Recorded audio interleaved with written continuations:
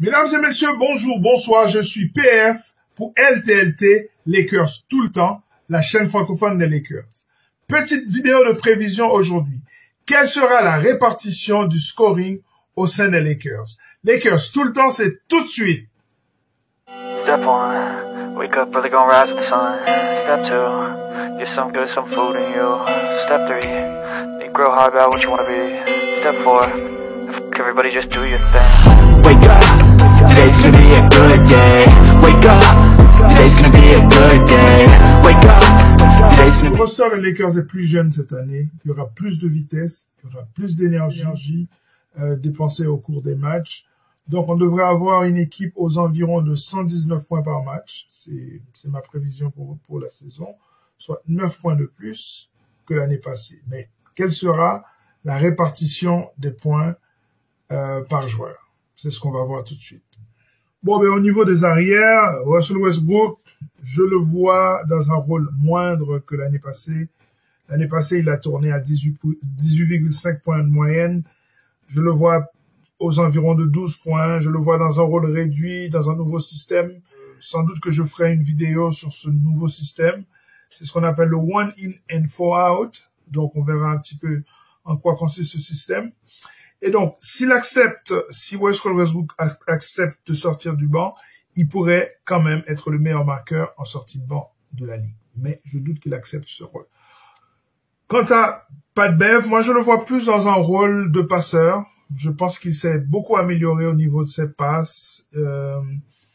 Il a augmenté sa moyenne d'assists par match. Donc ça devrait continuer au sein des Lakers. C'est assez contagieux quand on joue avec LeBron James. Et aussi, il y aura des shoots ouverts dans ce nouveau système. S'il rentre ses tirs, il devrait tourner environ à 5 points de moyenne, peut-être un tout petit peu plus. Bon, voilà. Kendrick Nunn, quant à lui, la grande question, c'est sa santé. On vient d'apprendre que le bonhomme n'est pas tout à fait remis de sa blessure de l'année passée.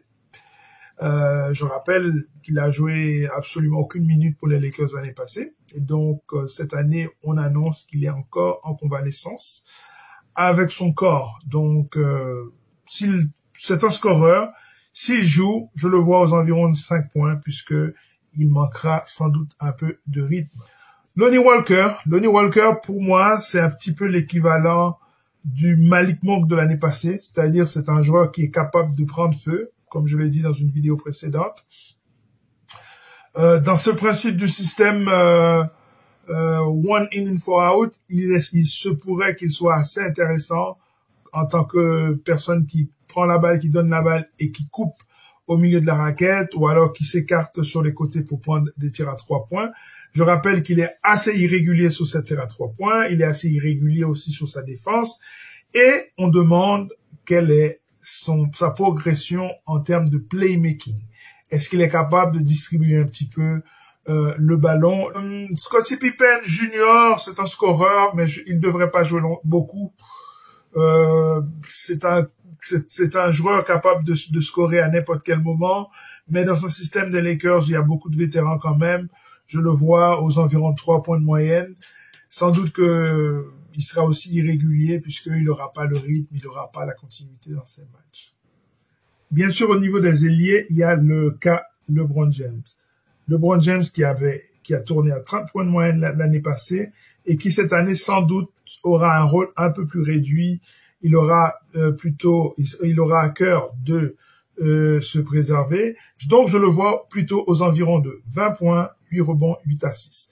Puisque le point central de l'attaque devrait être Anthony Davis. Le coach l'a dit et répété, Anthony Davis est le point central de l'attaque des Lakers. Je rappelle que l'attaque des Lakers est un copier-coller du système qui a été implanté au Milwaukee Bucks et qui a apporté ses fruits puisque ça a apporté un titre il y a 2 ans. Donc, dans ce système, Giannis est le point central et autour, tout le monde doit pouvoir tirer à 3 points.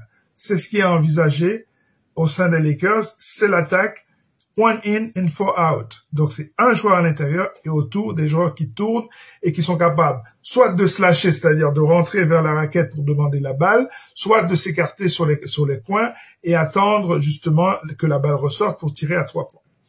Donc, dans ce système-là, je vois plus ou moins Anthony Davis à 25 points de moyenne. Je le vois à 25 points, 12 rebonds, plus ou moins 4 passes décisives et aux environs de 2 contre et demi par match.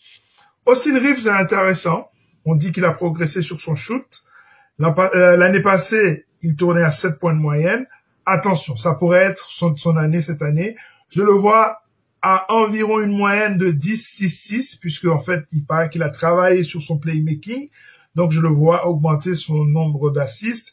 Et comme c'est un joueur qui va au charbon, je le vois aussi prendre quelques rebonds. Donc, je le vois à 10-6-6, 10 rebonds, 10 points, 6 rebonds, 6 passes décisives. Juan Toscano Anderson, c'est intéressant, le Mexicain. Il est sans doute le meilleur slasher de cette équipe.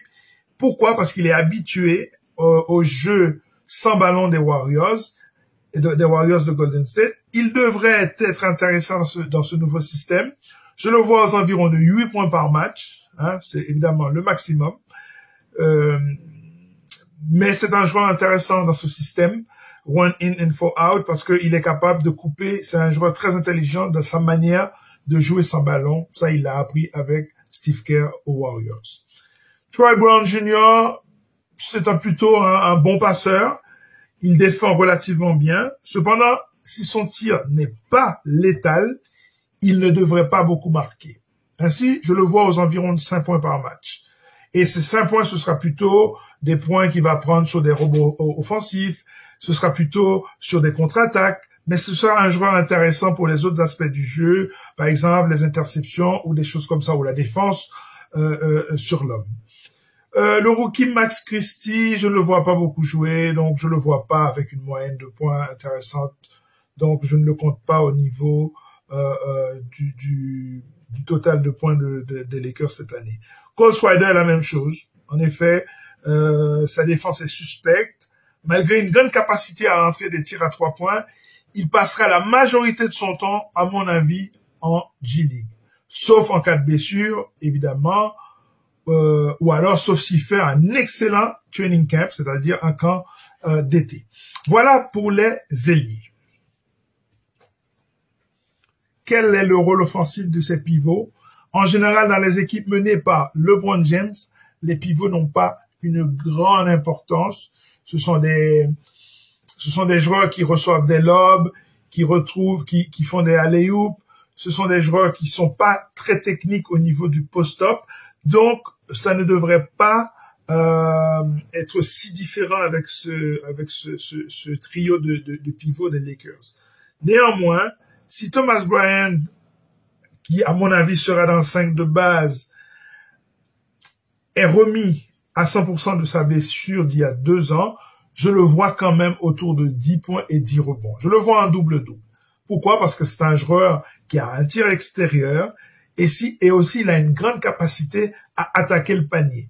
Ok, donc ça, déjà, ça devrait lui garantir 7-8 points par match. Et si on ajoute à ça la capacité de prendre des rebonds offensifs, il devrait être autour de 10 points par match. Ça me semble tout à fait raisonnable de le voir à 10-10 par match. Je ne sais pas ce que vous en pensez, mais c'est comme ça que je le vois dans cet effectif des Lakers. Damian Jones, il est un petit peu limité. Son attaque n'est pas très développée. Il est un peu frustre.